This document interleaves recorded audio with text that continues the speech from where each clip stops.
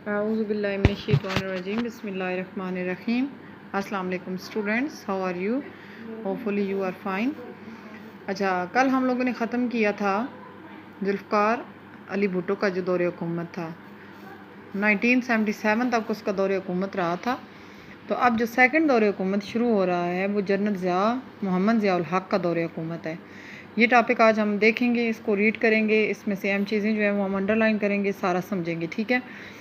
General Mohammad Zia उल हक़ का जो दौरे हुकूमत था 1977 से शुरू हुआ था और 1988 तक ख़त्म हुआ था।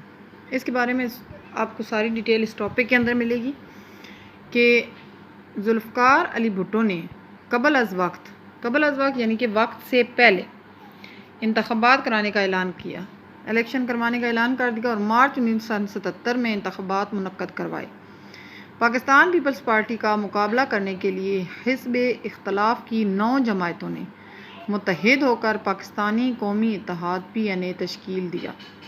ठीक है, 9 जमायतें जो थीं हिज़्ब-ए-इख्तिलाफ़ की, यानी कि जो उनसे इख्तिलाफ़ रखती थी, उनमें से 9 जमायतें इकट्ठी हो गईं और जो एक पाकिस्तानी कौमी इत्तेहाद की शक्ल में थीं वो तश्कील दिया। इन इंतख़ाबात में पाकिस्तान पीपल्स पार्टी को कामयाबी हासिल हुई, मगर पाकिस्तान कौमी इत्तेहाद ने पाकिस्तान पीपल्स पार्टी पर धांधली का इल्ज़ाम लगाकर एहतजाजी तहरीक शुरू कर दी।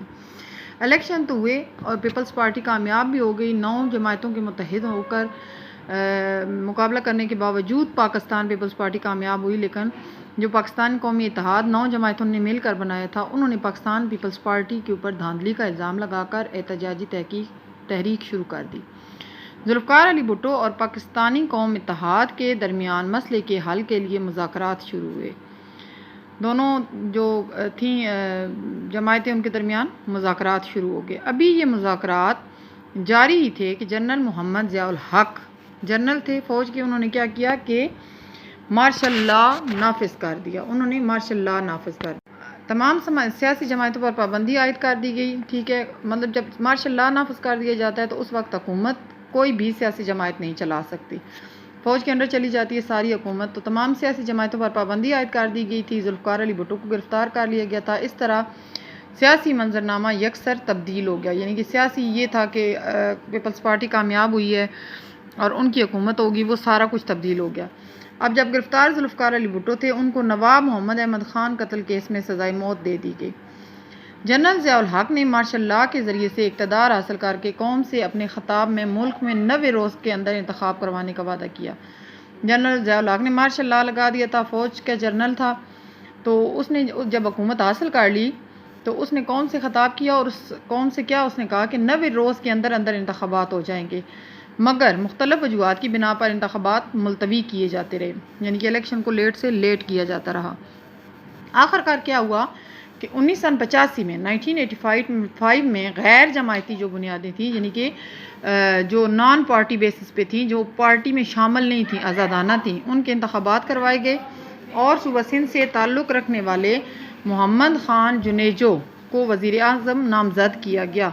वज़ीर-ए-आज़म नामज़द किया गया, यानी कि उनको वज़ीर-ए-आज़म बनाया गया। मोहम्मद ख़ान जुनेजो अगरचे गैर जमायती इस्लाम के रुकन थे, यानी कि उनकी कोई पार्टी नहीं थी, मगर करीबन 2 माह के अंदर अंदर उन्होंने अपने हामियों की मदद से मुस्लिम लीग के नाम से सियासी जमायत कायम करके मुल्क में जमायती सियासी निज़ाम को बहाल कर दिया। यानी कि बानी कौन थे मुस्लिम लीग के जो बानी थे वो मोहम्मद ख़ान जुनेजो थे। ये बात ज़हन में रखनी है। 1985 में आईने पाकिस्तान 1973 में 8वीं तरमीम की गई थी। 7 तरमीम जो है वो मैं आपको जुल्फ़कार अली भुट्टो के दौर की बता चुकी हूँ। ये 8वीं तरमीम थी जो मोहम्मद ख़ान जुनेजो के दौरे हुकूमत में की गई थी। इस तरमीम की रूह से सदर पाकिस्तान को कई इजाफी इख्तियारात और आइनी ताकत हासिल हो गई। ये इख्तियारात आईने पाकिस्तान के आर्टिकल 58 में शामिल हुए थे। ये जो नए इख्तियारात थे।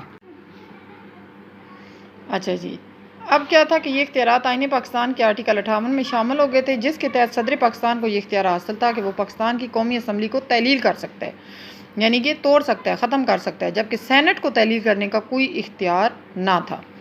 आईने पाकिस्तान के आर्टिकल 582B के रूह से सदर पाकिस्तान वज़ीर-ए-आज़म और उसकी काबीना को भी फ़ारग कर सकता था। ये एक था आईने पाकिस्तान में एक जो है वो तरमीम की गई थी और उसमें क्या किया गया था कि पाकिस्तान के आर्टिकल ये किस आर्टिकल के तहत था? 58(2)B के रूल से सदर पाकिस्तान जो था ना वो वज़ीर आज़म और उसकी काबीना को यानी कि उसके जो अंदर काम करते हैं उनको फ़ारग भी कर सकता था।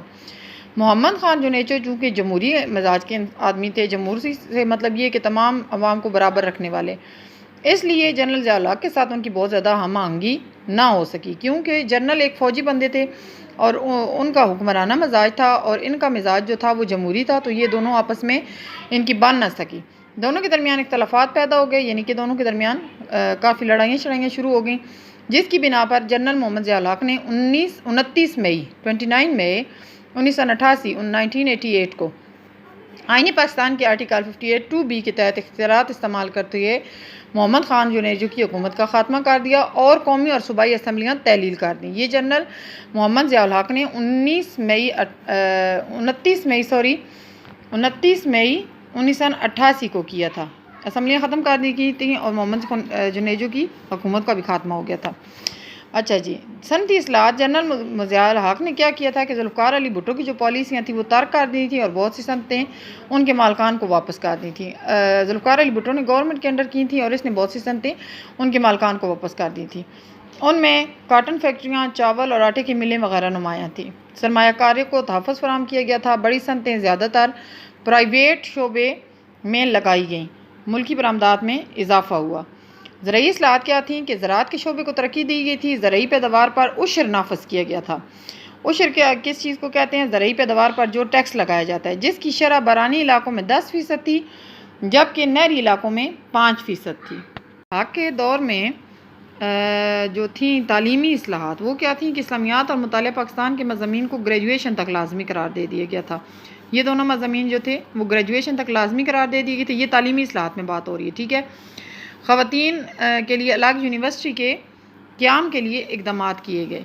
इस्लामी नज़रियाती कौंसल की तश्कील 9 की गई थी। इस्लामी नज़रियाती कौंसल की तश्कील 9 यानी कि दोबारा से उसको तश्कील दिया गया था। अखबारात, रेडियो और टेलीविज़न पर इस्लामी शायर की तरवीज का जो है वो काम किया गया था। गलतियों से पाक कुरान मजीद की तबाअत का बंदोबस्त किया गया था। गलतियों से जो पाक हो कुरान मजीद उसको दोबारा से लिखा जाए वो किया गया था। मुल्क में ख़वानगी की शरह में इजाफ़े के लिए तालीमी शरह ख़वानगी में यानी कि पढ़ाई के उसमें इजाफ़े के लिए तालीम बालगा के प्रोग्राम भी शुरू किए गए थे। तालीमी तरक्की और तालीमी बालगा के प्रोग्राम शुरू किए गए थे।